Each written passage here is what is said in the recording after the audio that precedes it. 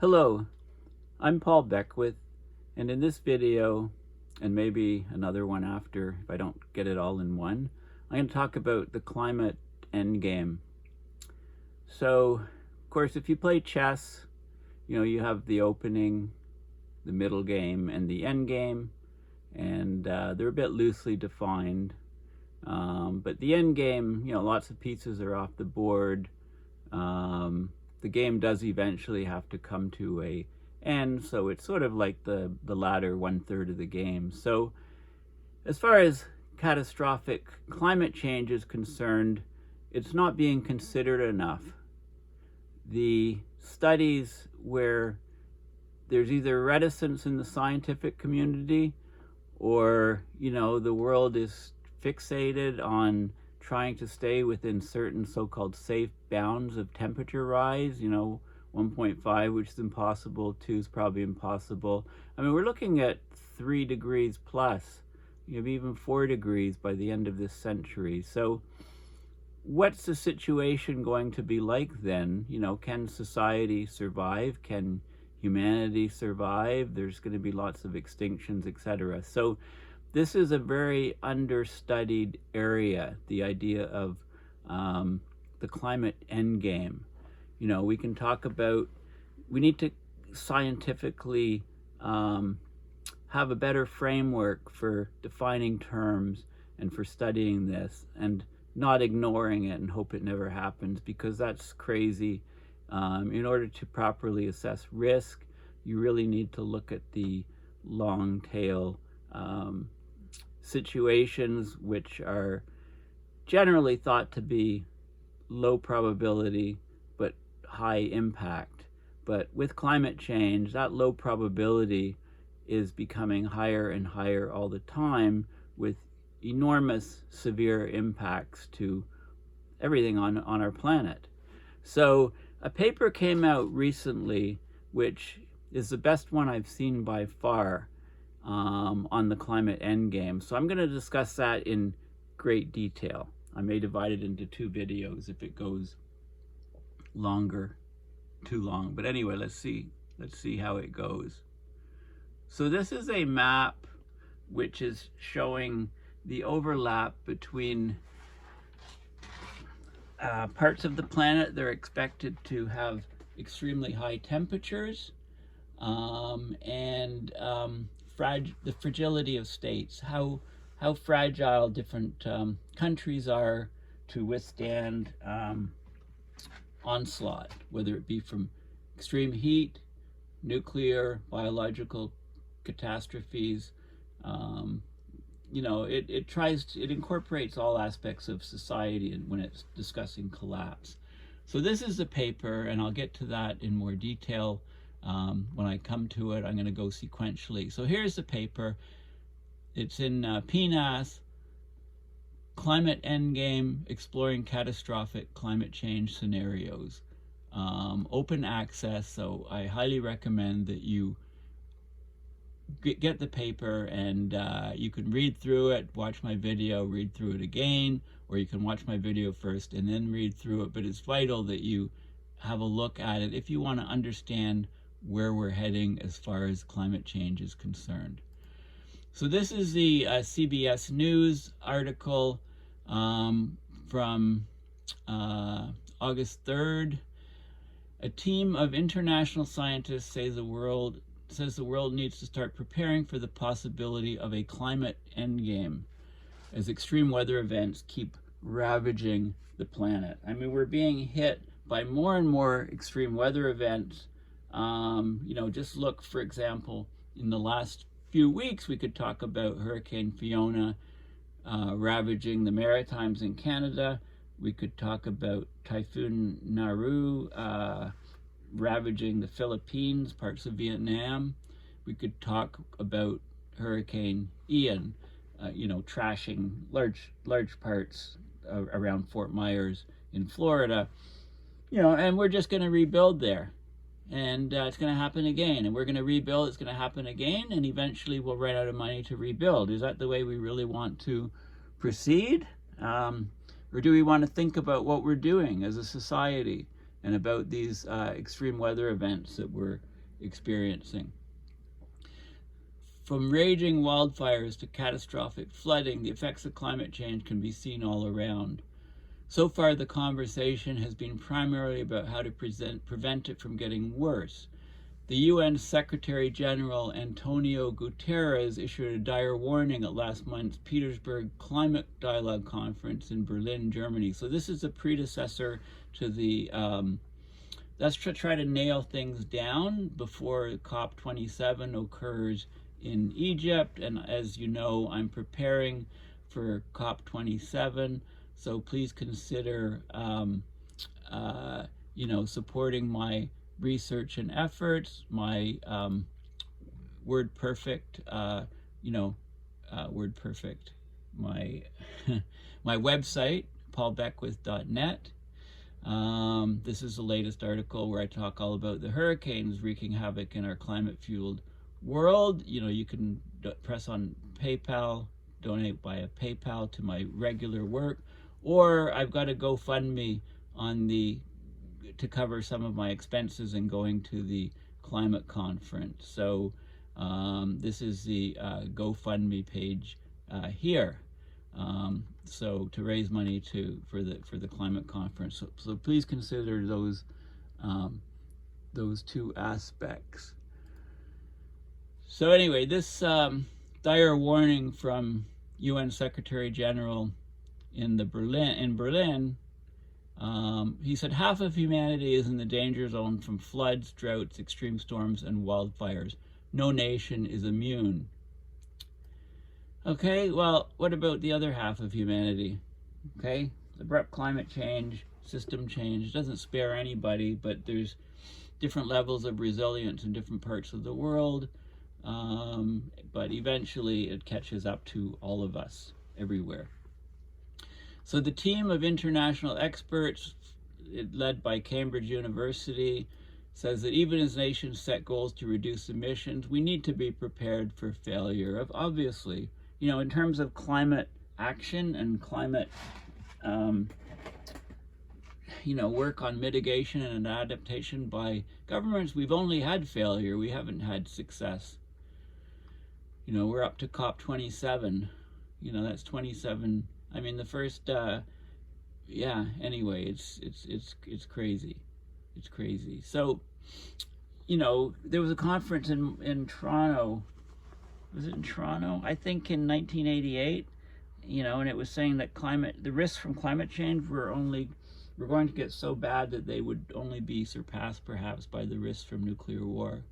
So, way back then, and of course we had the Rio conference in the early 90s, and then the IPCC, United Nations Framework Convention on Climate Change, started the yearly conferences, the COPs, Conference of Parties, and we're at number 27 in a few months. Well, next month. It starts in almost exactly a month, just over a month.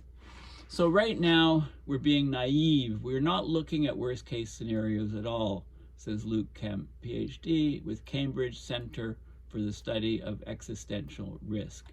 And there's going to be lots of scientists from Cambridge who I'll be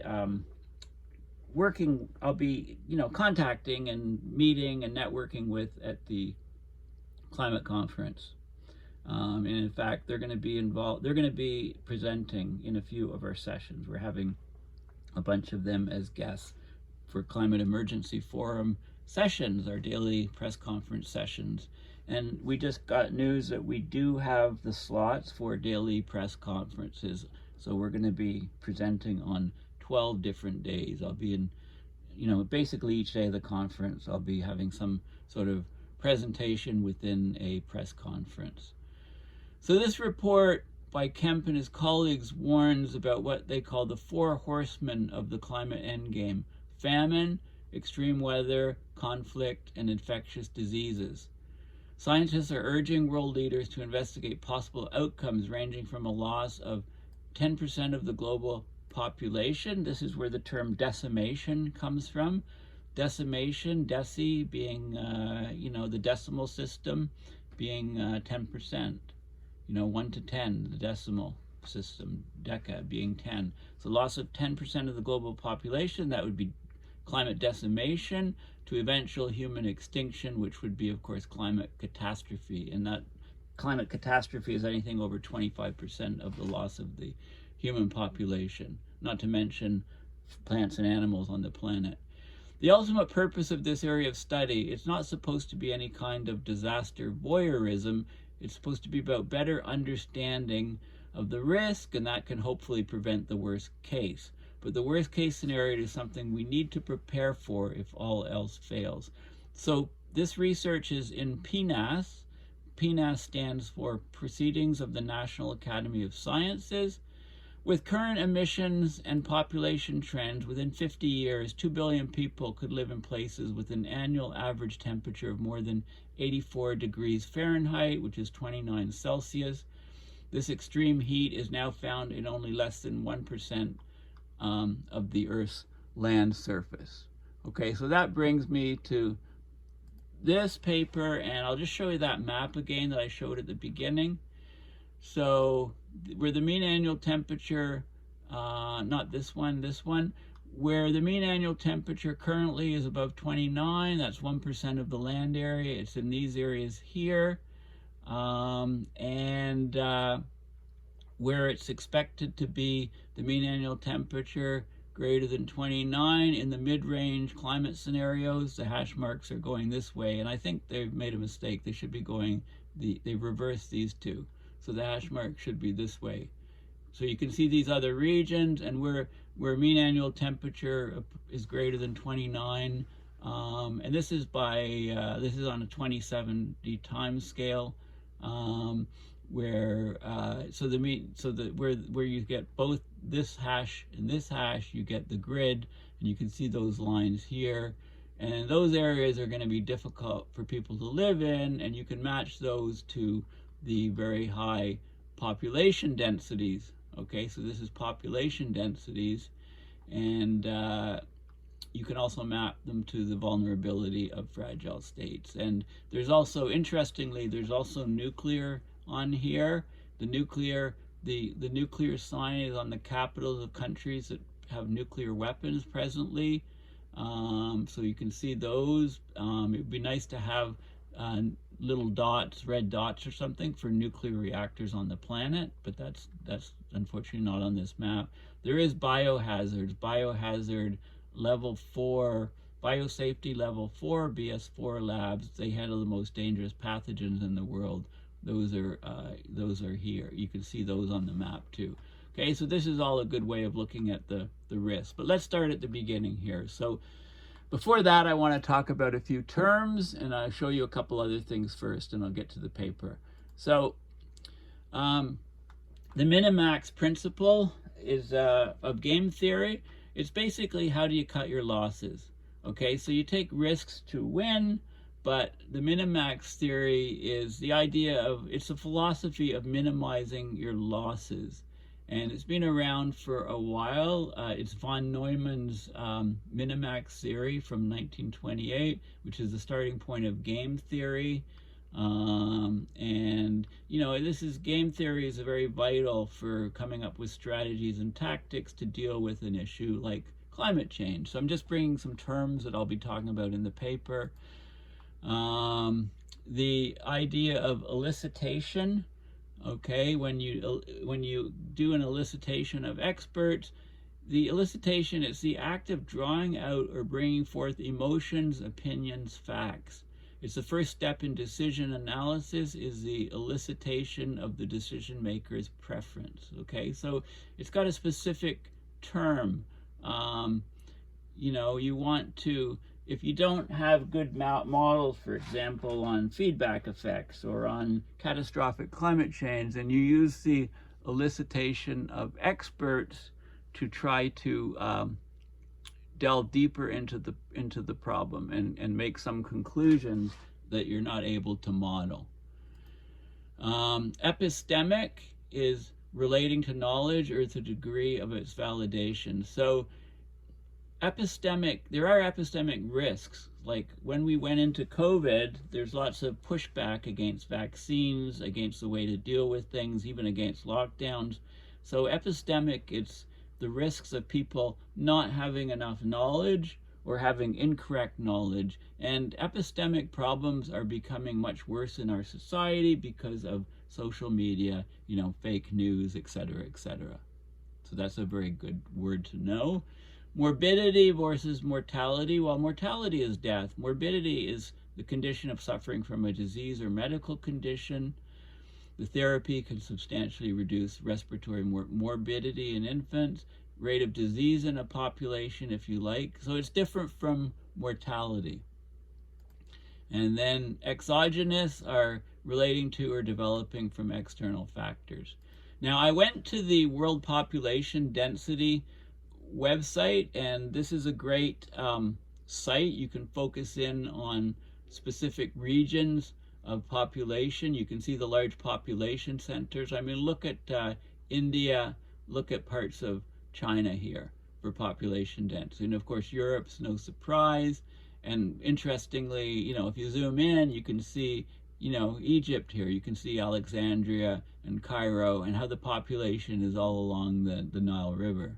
This is, and you can, go to much greater detail and see the towns, etc., etc.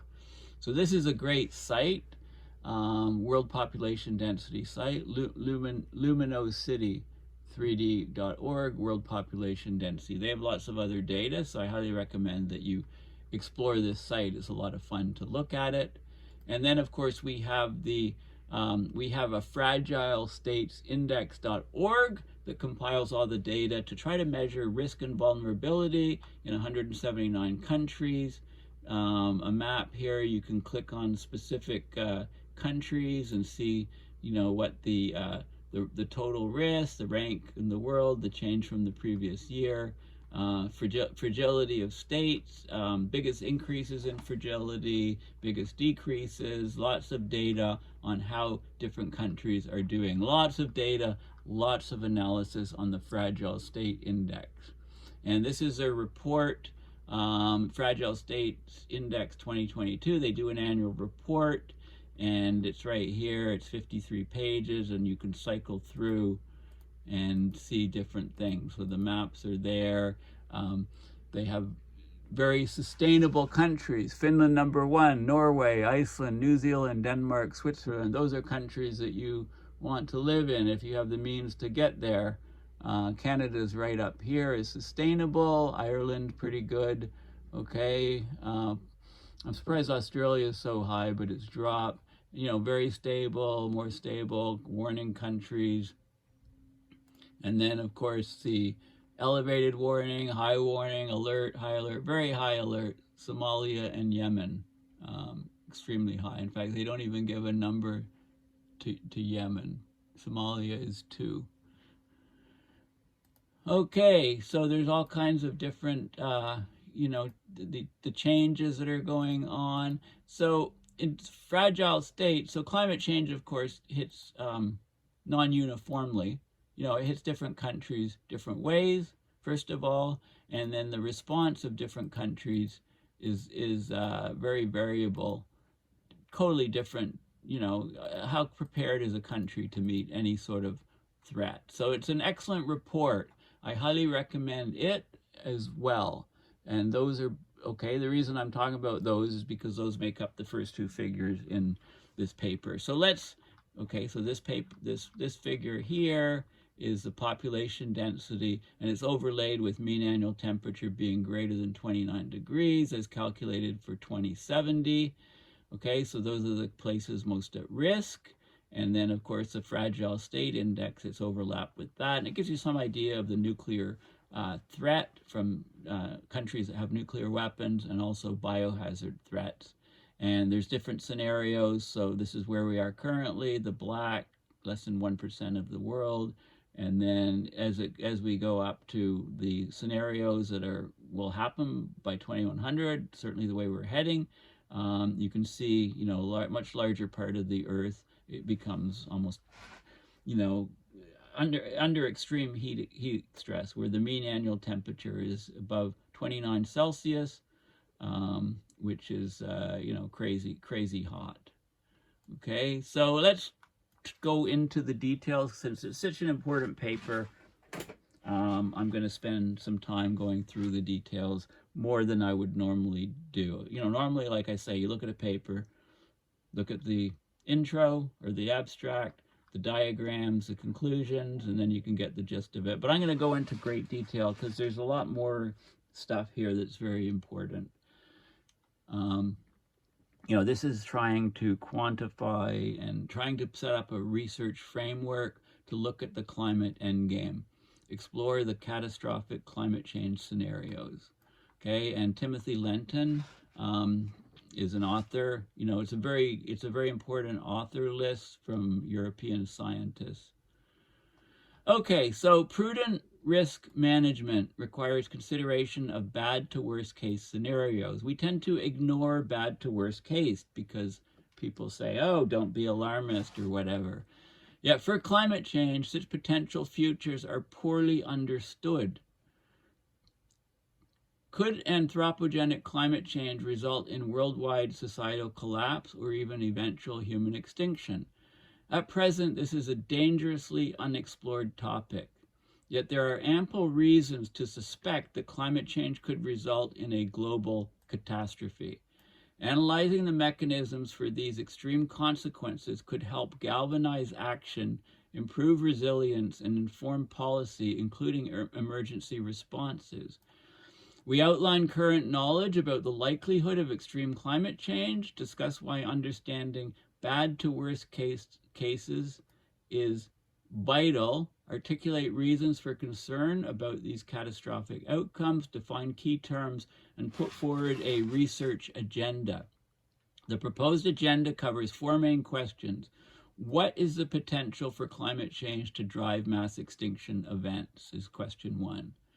2, what are the mechanisms that could result in human mass mortality and morbidity? 3, what are human society's vulnerabilities to climate-triggered risk cascades, such as from conflict, political instability, or systemic financial risk? And 4, how can these multiple strands of evidence, together with other global dangers, be usefully synthesized into an integrated catastrophe assessment? It's time for the scientific community to grapple with the challenge of better understanding catastrophic climate change. Okay, we need this to become major topics of study, not just Beckwith yelling from the rooftop or McPherson saying we're all going to be dead in 2 years or whatever. Okay, so how bad could climate change get? As early as 1988, this was the Toronto Conference. There was a declaration. It described the ultimate consequences of climate change as potentially second only to global nuclear war. Despite such proclamations decades ago, 1988, that was like 34 years ago, if my math is right. Climate catastrophe is relatively understudied and poorly understood, despite these type of declarations. People don't want to shy away from it. Scientists don't want to go there. That has to change in order to give us a fighting chance. How do you fight an enemy you don't know? The potential for catastrophic impacts depends on the magnitude and rate of climate change, okay? So it's not just how big, 2 degrees, 3 degrees. It's how quickly it's happening, and it's happening far quickly now than it has ever happened before on this planet. Look at the paleo records and the times of the changes. We're blowing those away by 10, 20, 40, 100 times right now. Okay, so it depends, but it's not just the magnitude and rate of climate change. It's the damage inflicted on Earth and human systems. It's also the vulnerability and the response of these affected systems. The extremes of these areas, such as high temperature rise and cascading impacts, are under-examined. As noted by the IPCC, there have been few quantitative estimates of global aggregate impacts from warming of 3 degrees and above. If you mind the IPCC reports, the text, the coverage of temperature rises of 3 degrees Celsius or higher is underrepresented relative to their likelihood.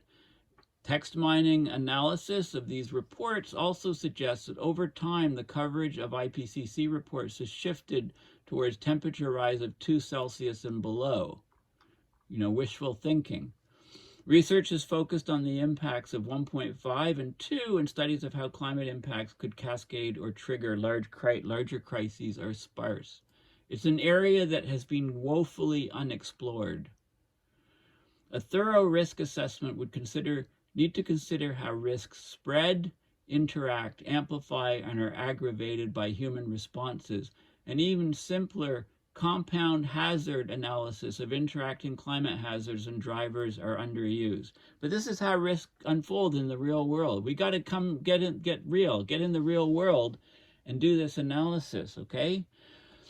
For example, a cyclone destroys electrical infrastructure, leaving a population vulnerable to an ensuing deadly heat wave. Well, Cyclone Fiona wiped out all the power on Cuba, which mostly is restored, and PEI, Prince Edward Island, all of it. There's still, I think a quarter of the population of PEI is still without power, and this is like over a week later. 10 days later, I don't know, 12 days later, whatever. It's like crazy. Recently, we have seen compound hazards emerge between climate change and COVID-19 pandemic.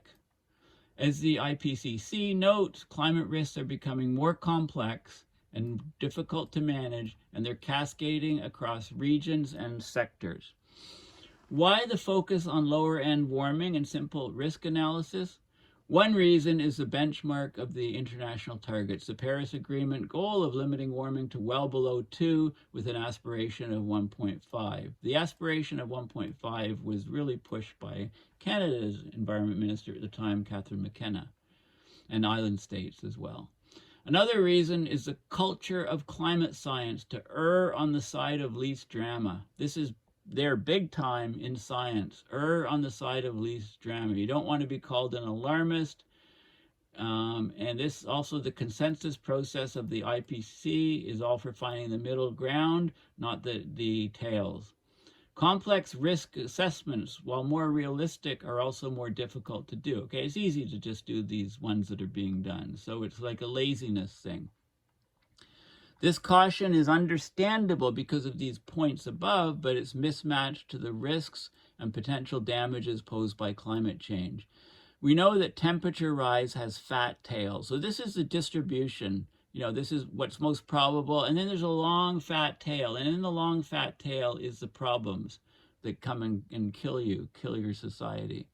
These are low probability, high impact extreme events. So you want the risk of it, you multiply the probability times the impact, and you multiply a very low number by a very high number, so it's hard to get a decent handle on what the risk actually is. Climate damages are likely to be nonlinear. Well, that's an understatement. They are nonlinear. They result in an even larger tail. Too much is at stake to refrain from examining high-impact, low-likelihood scenarios. The COVID-19 pandemic has underlined the need to consider and prepare for infrequent, high-impact global risks and the systemic dangers they can spark. Prudent risk management demands that we thoroughly assess worst-case scenarios. We have no choice. If we want to understand the risk, we have to look at the worst-case scenarios. So this paper proposes a Climate Endgame research agenda to directly explore the worst risks associated with anthropogenic climate change. To introduce it, they summarize existing evidence. I love Climate Endgame. I should have come up with that myself, being a chess player. To introduce it, we summarize existing evidence on the likelihood of extreme climate change, explore why exploring bad to worst cases is vital, explore reasons for catastrophic concern, define key terms, and then explain the 4 aspects of the research agenda. Okay, so worst case climate change. Despite 30 years of effort, some progress under the UN FCC, greenhouse gas emissions continue to increase. In fact, they're increasing at near record rates, especially methane, but CO2 also. It's like the fossil fuel industry knows that they're going the way of the horse and buggy eventually, so they want to get wring every possible fossil fuel out of the ground to get that cash, right, before the whole thing collapses. So it's like a huge Ponzi scheme, if you like. So the amount of pipelines being built, and some of them were ruptured, of course, as you know, we're releasing huge amounts of methane. Wars are running on fossil fuels, fossil fueled tanks, fossil fueled equipment. I mean, look at the Hurricane Ian that took out all those homes and infrastructure in Fort Myers, Florida, and they're going to rebuild it all, right? And look at the embedded carbon that it was destroyed, now thrown in dumps and being completely replaced and rebuilt. I mean, we don't really deserve this planet that we have, right? We're doing everything wrong. Anyway, I digress. Even without considering worst-case climate responses, the current trajectory puts the world on track for a temperature rise between 2.1 Celsius and 3.9 Celsius by 2100. If all 2030 NDCs, nationally determined contributions, are fully implemented, we're going to get a warming of 2.4 is the mean, 1.9 to 3. Meeting all long-term pledges and targets could reduce this to 2.1, or between 1.7 and 2.6. Even these optimistic assumptions lead to very dangerous Earth system trajectories. Temperatures of more than 2 Celsius above pre-industrial values have, and this is even using the pre-industrial value is now defined as the temperature between 1880 and 1910. Well, there's lots of industry before then. The original one was 1750, and that there's already been about 0.2 to 0.3 degrees of Celsius of warming between 1750 and that 1880 to 1910 baseline, so you should really add on 0.2 or 0.3 to all those numbers. But aside from that, these temperatures have not been sustained on Earth's surface since before the Pleistocene epoch, more than 2.6 million years ago. So we're in completely new territory. Even if anthropogenic greenhouse gas emissions start to decline soon, this does not rule out high future GHG concentrations or extreme climate change beyond 2100 because of the feedbacks. And I did a couple videos on feedbacks and tipping points in the climate system, my last 2 videos. There's feedbacks in the carbon cycle and potential tipping points that could generate high greenhouse gas concentrations that are often missing from models. And this, of course, includes Arctic permafrost thawing, releasing methane and CO2, carbon loss due to intense droughts and fires and total human destruction of the Amazon by Bolsonaros, and the apparent slowing of dampening feedback such as natural carbon sink capacity, especially the oceans. Warming oceans can absorb less carbon. These are likely to not be proportional to warming, as it is sometimes assumed. Instead, abrupt or irreversible changes may be triggered at a temperature threshold. Now, it's not just temperature that we need to be concerned about. McPherson et al. Had actually good paper on the ecological, other factors that are very important to consider. It's not just temperature. Habitat loss, et cetera, et cetera. Such changes are evident in Earth's geological record, and their impacts cascaded across the coupled climate, ecological, social system. Particularly worrying is a tipping cascade in which multiple tipping elements interact in such a way that tipping one threshold increases the likelihood of tipping another. It's a tightly coupled system, our climate system. So tipping in one area very likely causes tipping in other areas. Temperature rise is crucially dependent on the overall dynamics of the Earth system, not just the anthropogenic emissions trajectory. Okay, the potential for tipping points and higher concentrations despite lower anthropogenic emissions. So yeah, if we leave it too long to cut our own human emissions, the Earth system is very likely to produce emissions that dwarf all human emissions and then take this problem out of our hands unless we deploy solar radiation management and carbon capture, carbon dioxide removal, carbon, not just CO2, but methane also. So that's why I'm a big proponent of doing all kinds of research on those and deploying them as soon as possible, because I see where this is going. Variability among the latest coupled model intercomparison project. So CMIP6, that's a good term to know, because it's the models. It's coupled model intercomparison project. So basically you take every climate model from every group in the world and you do papers on what they say, where they agree, where they disagree, what their assumptions are, etc., to get the very latest and greatest of climate models. Okay, so variability of these guys results in overlap in different scenarios. For example, okay, the top 20, so once you have all these models and get the results, you can divide up them into quartiles, like the top 25%, the bottom 25%. The middle of the road scenario, which is SSP, shared socioeconomic pathway, that's another term, 3 to 7 or 3 to 7, SSP 3 to 7. Okay, that's warming. That's 3 to 7 watts per square meter of forcing. So that's the middle of the road. 8.5 is business as usual, and top of the road, and where we are right now, business as usual. So we should have business as usual shouldn't be the top worst scenario. It should be in the middle somewhere, don't you think? They should include scenarios that are a lot worse than where we are right now. Anyway, they don't. It's substantially hotter than the bottom quartile of the highest emissions scenario. So in other words, this is the highest scenario, this is the mid scenario, and they overlap by about 25%. The bottom quarter of this scenario is actually lower temperature than the top quarter of this scenario. Regional temperature differences between models can exceed 5 to 6 Celsius, particularly in polar areas where various tipping points can occur. Okay, there's even more uncertain feedbacks, which in a very worst case might amplify us to an irreversible transition into a hothouse Earth state, although there may be negative feedbacks to help buffer the Earth system. In particular, poorly understood cloud feedbacks might trigger sudden and irreversible global warming. Loss of stratocumulus clouds, for example, above a certain temperature. Such effects remain unexplored and largely speculative unknowns that are still being discovered. Recent simulation suggests that stratocumulus cloud decks might abruptly be lost, evaporate, at CO2 concentrations that could be approached at the end of the century. That would cause an additional 8 degrees Celsius of global warming on top of what we're already talking about.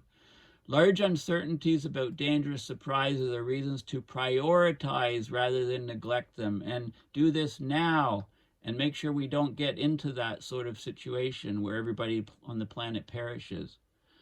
Recent findings on equilibrium climate sensitivity. Okay, I've followed for years David Waddell's climate sensitivity stuff, and he said it's a lot worse, he says, and he's got a lot of merit to his work. Well, finally, they're recognizing that the magnitude of climate change is uncertain, even if we knew future greenhouse gas concentrations.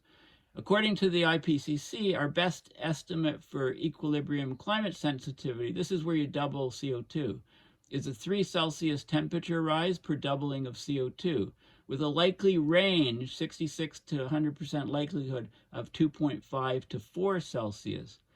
While an ECS between 1.5, below 1.5 was essentially ruled out, there remains an 18% probability that ECS could be greater than 4.5. And this is the stuff that David Waddles is talking about. The Apollo project. Have a look, Google it. The distribution of ECS is heavily tailed with a higher probability of very high values of ECS than of low values. So it's going to be high as opposed to being low in all probability. There's significant uncertainty over future anthropogenic greenhouse gas emissions as well. RCP, representative concentration pathway 8.5. So RCP, that's the scenarios that the IPCC reports used to use, and now they use SSP just to confuse everybody. The highest emissions pathways, anyway, most closely matches cumulative emissions today, business as usual. This may not be the case going forward because of falling prices of renewable energy and policy responses, yet there remains reasons for caution. There's significant uncertainty over key variables such as energy demand and economic growth. Higher economic growth rates could make RCP 8.5 35% more likely. Okay, so here we get back to why do we want to explore climate catastrophe? Isn't it better for our emotional stability and state and to say, yeah, everything's fine, the world's great, to put our heads in the sand and not think about this? Well, no, that's not, I mean, we can do it for ourselves, but it commits the earth to oblivion, basically. You know, we need to understand what's coming in order to try to change it and stop what's coming. Why do we need to know about the plausible worst cases? First, risk management and robust decision-making under uncertainty requires knowledge of extremes. So how do we properly do risk management properly and make the correct decisions if we don't study this? The Minimax criteria ranks policies by their worst outcomes. So the whole idea of the Minimaxing, the von Neumann criteria, we want to reduce the risk of the worst outcomes. Okay, you know, and it sort of makes me think of, you know, we should all believe in God, right? Because if you look at the decision matrix, you believe in God and God exists, okay, you go to heaven. You don't believe in God and God exists, you go to hell. Okay, you don't believe in God and God doesn't exist, right? It's a push. And you don't believe in God and God doesn't exist, and it's a push. So in other words, to minimize the worst outcome, we should all definitely work on our spiritual beliefs. Okay, and that's an example of Minimax risk analysis. Okay, so the approach of Minimax is appropriate for areas characterized by high uncertainties and tail risks. Emissions trajectories, future concentrations, future warming, and future impacts are all characterized by uncertainty. We can't objectively prescribe probabilities to different outcomes. Climate damages lie within the realm of deep uncertainty. We don't know the probabilities attached to different outcomes, the exact chain of cause and effect that will lead to outcomes, or even the range, timing, and desirability of outcomes. Uncertainty, deep or not, should motivate precaution and vigilance, not complacency, not putting our heads in the sand. Catastrophic impacts, even if unlikely, have major implications for economic analysis, modeling, and society's responses. For example, extreme warming and the consequent damage can significantly increase the projected social cost of carbon. So understanding the vulnerability and responses of human societies can inform policy making and decision making to prevent these system-level crises. Indications of key variables can provide early warning signals. Okay, so knowing the worst case can compel action. The idea of nuclear winter in 1983, that nuclear bombs dropped would send up clouds of ash that would block the sun, cause global crop failures for the entire planet, right? That idea of a nuclear winter, that knowledge that that would happen, galvanized public concern and nuclear disarmament efforts. Exploring severe risks and high temperature scenarios could cement a recommitment to the 1.5 to 2 Celsius guardrail as the least unattractive option. I like how they say least unattractive. Why don't they say as the most attractive option? It's the same thing. Understanding catastrophic climate scenarios could also inform policy interventions, including last resort emergency measures like, okay, solar radiation management is mentioned here. The injection of aerosols into the stratosphere to reflect sunlight. That's one example of SRM, injecting aerosols into the stratosphere. Whether to resort to such measures depends on the risk profiles of both climate change and SRM scenarios, right? You can't say SRM is too risky. You have to compare it to the risks of doing nothing and of climate change. Same thing with carbon dioxide removal. One recent analysis of the potential catastrophic risk of stratospheric aerosol injection found that the direct and systemic impacts are often understudied. The largest danger appears to come from termination shock, abrupt and rapid warning if you disrupt the system, if you shut it off.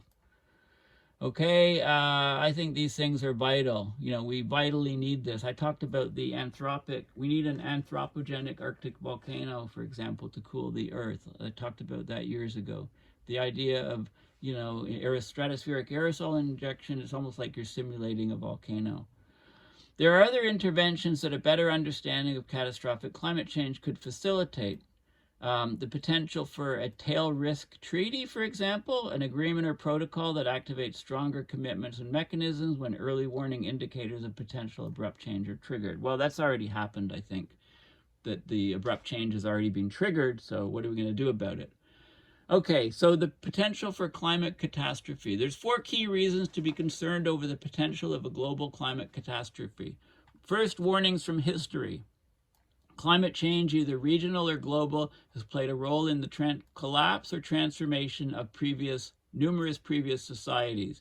In each of the 5 mass extinction events in Phanerozoic Earth history, the current carbon pulse is occurring at an unprecedented geological speed. By the end of the century, may surpass thresholds that triggered previous mass extinctions. The worst case scenarios in the IPCC report project temperatures by the 22nd century that last prevailed in the early Eocene, reversing 50 million years of cooling climates in the space of 2 centuries. Humans are, of course, adapted to a specific climate niche. The rise of large-scale urbanized agrarian societies began with the shift to the stable climate of the Holocene about 12,000 years ago. Since then, human population density has peaked within a narrow climate envelope with a mean annual average temperature of 13 Celsius. Most economically productive centers of human activity are concentrated in these areas. The cumulative effects of warming may overwhelm societal adaptive capacity. Okay, so that's the first main reason we need to look at the potential for climate catastrophe. Second, climate change could trigger other catastrophic risks like international conflict, infectious disease spread, spillover risks. These are threat multipliers. Okay, third, it exacerbates vulnerabilities and causes multiple indirect stresses like economic damage, loss of land and water, and food insecurity that coalesce into system-wide failures. Global crises tend to occur through such reinforcing synchronous failures that spread across countries and systems, such as the 2007 to 2008 global financial crisis. A sudden shift in climate could trigger system failures that unravel societies across the globe. Starts with the weakest and cascades up to the strongest, most resilient societies. The potential of systemic climate risk is marked. The most vulnerable states and communities continue to be the hardest hit, exacerbating inequalities. So we'll get to our figure 1. Shows how the projected population density intersects with extreme, greater than 29 Celsius mean annual temperature. These temperatures are only restricted to 0.8% of the land surface area at present. Okay, that's these black areas here.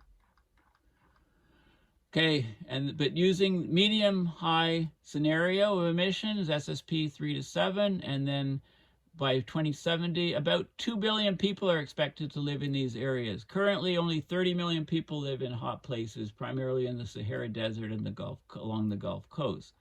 Extreme temperatures combined with high humidity, of course, we're talking wet bulb temperatures, we're talking being uninhabitable for people to work outside, can negatively affect outdoor worker productivity. Yeah, kill all the workers if they're outside. And yields, unless they're wearing chill suits. And yields of major cereal crops. Okay, this is most at risk is areas of South and Southwest Asia. And then figure 2 looks at the vulnerable states. So it takes a political lens on extreme heat. It overlaps these mid and high range warming scenarios with the Fragile States Index. And that's the present day Fragile States Index. Of course, that changes each year. There's a striking overlap between current vulnerable states and future areas of extreme warming.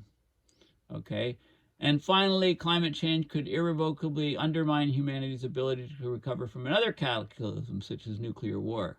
There's huge latent risks. Impacts that may be manageable during times of stability become dire when responding to or recovering from catastrophe. So if we're repeatedly smashed by climate change, some other thing comes along, we have no resilience to recover.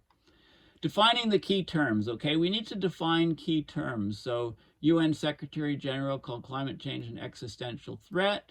Academic studies have warned that warming above 5 Celsius is likely to be beyond catastrophic. Above 6 constitute an indisputable global catastrophe.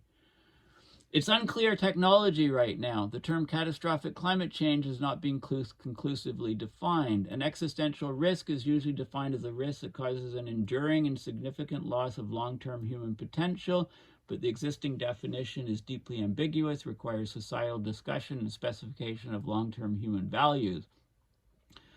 While the democratic exploration of values is welcome, it is not required to understand pathways to human catastrophe and extinction. So this is basically population density is the colors, and the mesh is where the mean annual temperature will be above 29 Celsius by 2070, making these regions essentially uninhabitable for outside workers and very difficult to live in without AC. Okay, so they offer different clarified working definitions of terms in a table, and this is an initial step to creating a lexicon for global calamity. Some of the terms, such as what constitutes a plausible risk or a significant contributor, are necessary. Others, such as thresholding at 10% or 25% of global population loss, are partly arbitrary. But we need to further sharpen these definitions so that we can all talk on the same page.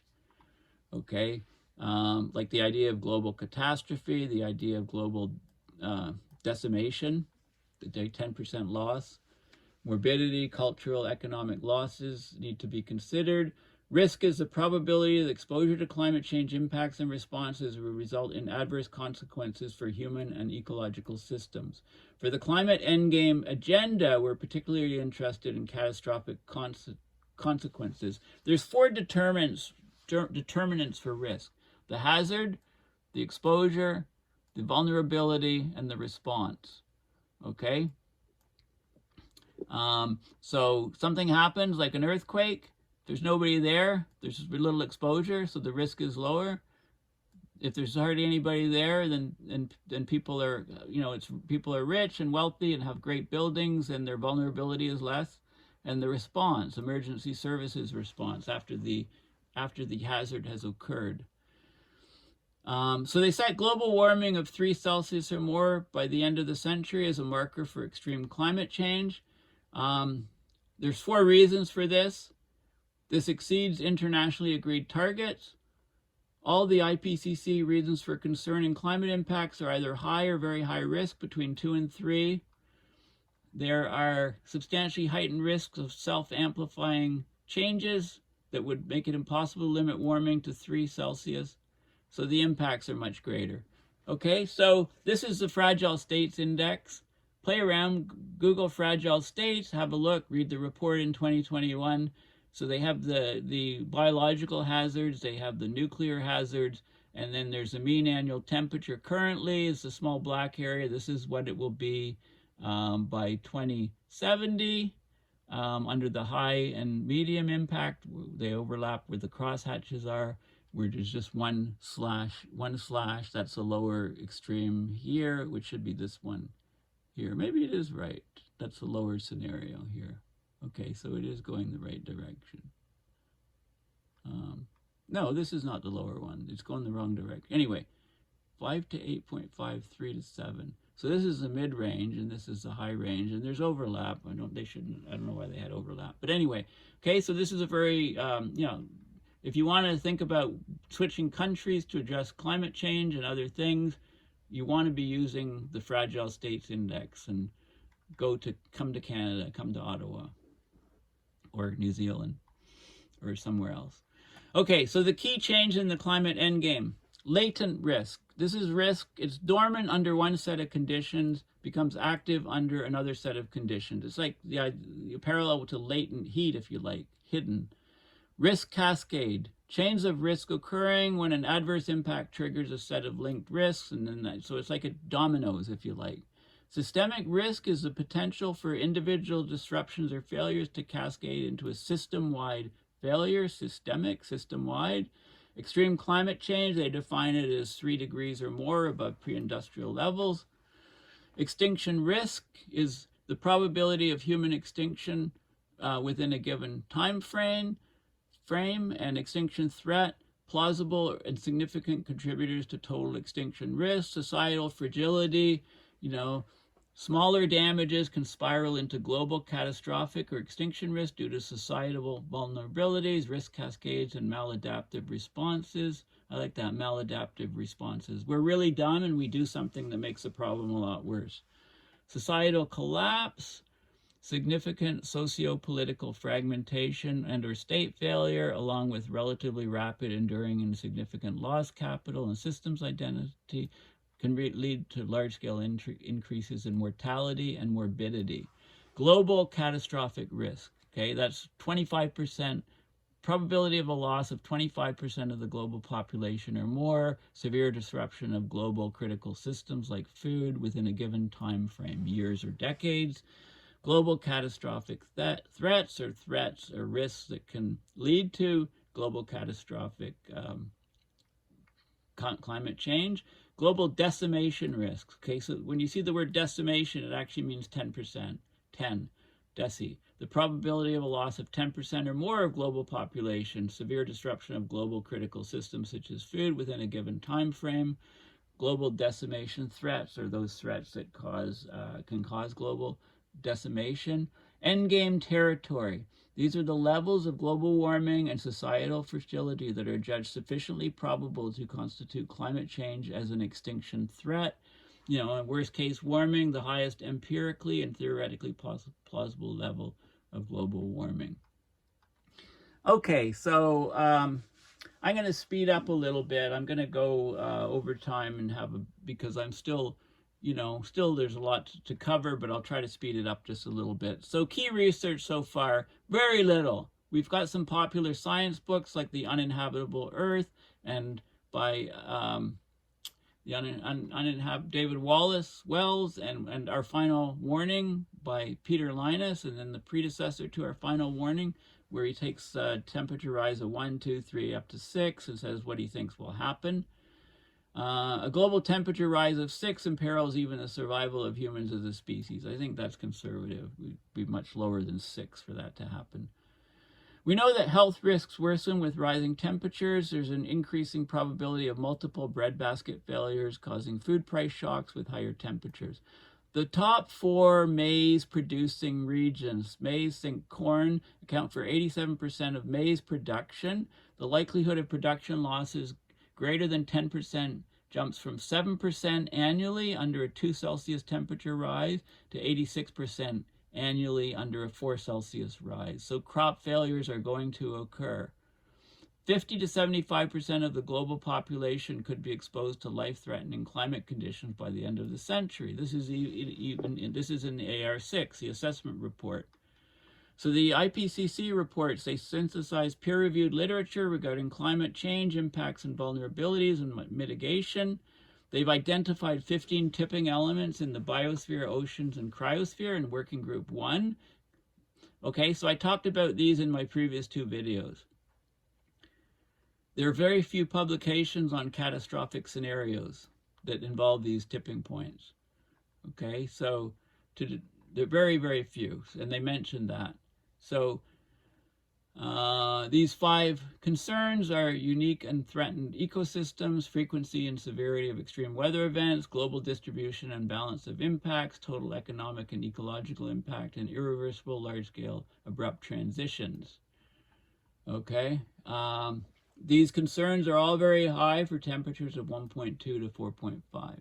So as we get more and more IPCC reports, the temperature at which these catastrophic things are expected to occur get reduced more and more. Okay, so what do we need to do in research to look at the end game scenario? We need to look at extreme Earth system states, mass mortality, societal fragility, and integrated climate catastrophe assessment. We need to understand extreme climate change dynamics and impacts in the long term with the feedbacks. We need to explore climate-triggered pathways to mass morbidity and mortality. How will abrupt climate change kill us? Will it take out nuclear plants? Will it destroy the food supplies? Will it cause enough wars that we kill ourselves from nuclear war? We need to look at the different scenarios. We need to investigate the fragility of society, the vulnerabilities, risk cascades, and risk responses. And we need to synthesize all of these research findings into these integrated catastrophe assessments. We need an IPCC report to look at these things as well. Okay, so the proposed agenda builds from integrated assessment models, looks at a range of tipping points with effects varying from a 10% chance of doubling of the social cost of carbon up to an 8-fold increase with these, so these are all because of these fat tail risks. We need to look at discount rates, like the financial aspects, exogenous or external growth rates, risk preferences, damage functions that strongly influence outcomes. Okay, so there are large important aspects missing from these models that are highlighted in the research agenda, like the long-term impacts from extreme climate change, pathways to mass morbidity and mortality, the risk cascades and systemic risks that extreme climate impacts could trigger. So we need progress in these areas.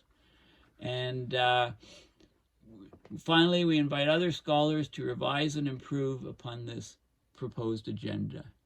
Okay, so these are the things, these are some of the areas: extreme Earth system states, understand potential long-term states of the Earth system under extreme climate change, mapping different hothouse scenarios, alternate circulation, we're talking about alternate atmospheric and ocean circulation regimes, large irreversible changes in ice cover and sea level, complete loss of Arctic sea ice, for example, and Greenland glaciers. This research will require consideration of long-term climate dynamics and impacts on other planetary level processes. Research suggests that previous mass extinction events occurred due to threshold effects in the carbon cycle that we could cross this century. Key impacts in previous mass extinctions, like ocean hypoxia, lack of oxygen, anoxia, no oxygen, could also escalate. Studying potential tipping points and irreversible committed chains of ecological and climate systems is essential, like modeling the Antarctic ice sheet, the hysteresis in it, loss of West Antarctic ice sheet being triggered at 2 degrees. At 6 to 9 degrees Celsius, complete loss of East Antarctic ice sheet, 40 meters of sea level rise. Similar studies on Greenland, permafrost, terrestrial vegetation, etc. Feedbacks beyond the climate system, how tipping elements cascade together. And mass morbidity and mortality, climate-induced morbidity and mortality. The 4 horsemen of climate change, from the Bible reference, horsemen of the apocalypse, endgame, are likely to be famine with undernutrition is one horseman. The second horseman, extreme weather events. The third horseman, conflict triggered by scarcity of resources and popularism, countries forgetting they're in the world, just out for themselves, and vector-borne diseases. Mortality from air pollution and sea level rise are there.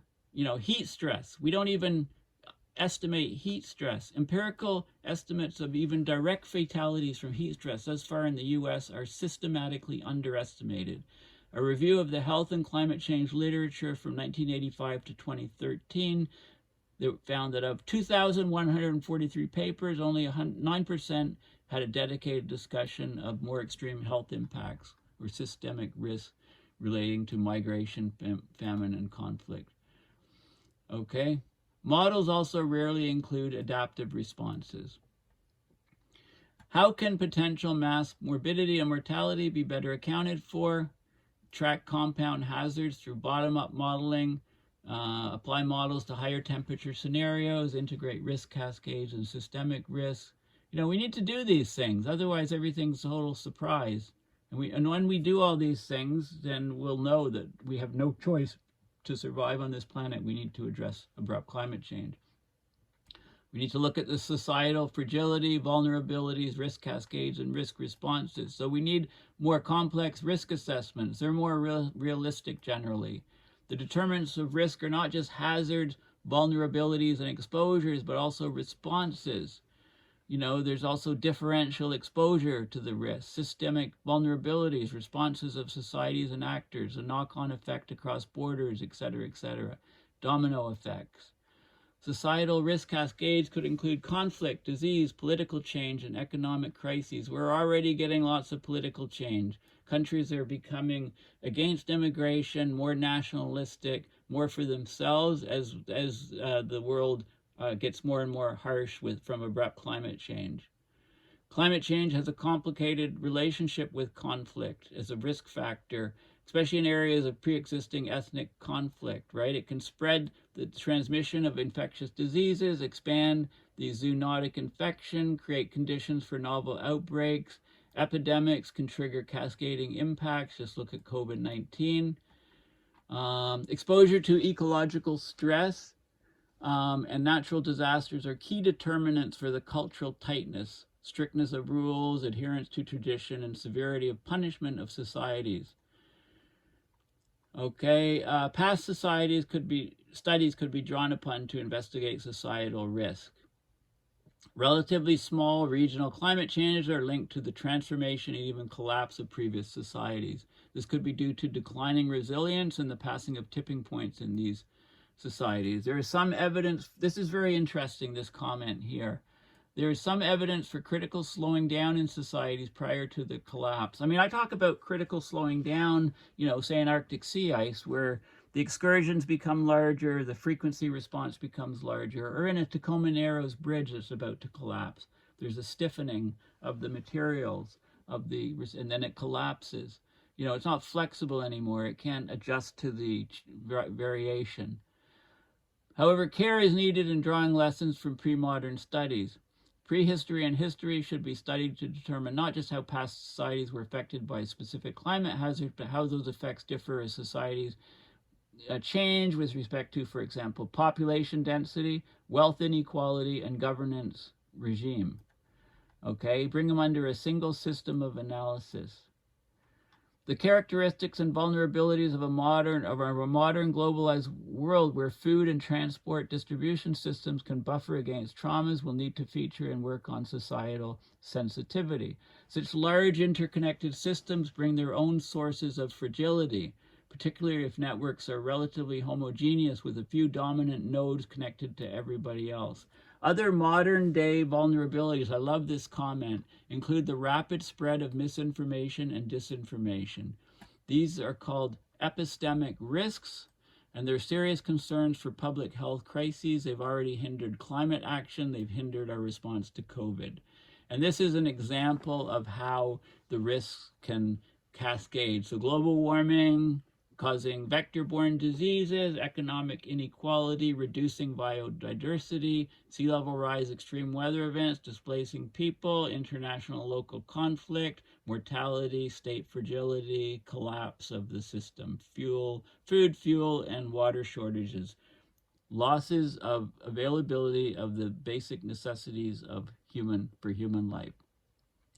We need to integrate and consider all of these aspects for integrated catastrophic assessments. Climate change will unfold in a world of changing ecosystems, geopolitics, and tech. We could even see warm wars, technologically enhanced great power conflicts over dwindling carbon budgets, climate impacts, or solar SRM experiments.